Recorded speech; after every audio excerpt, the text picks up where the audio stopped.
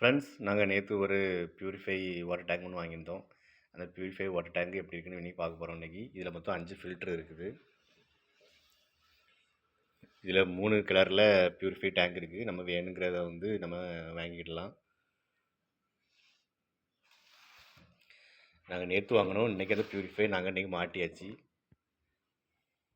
இப்போ நம்ம அதை பார்க்கலாம்.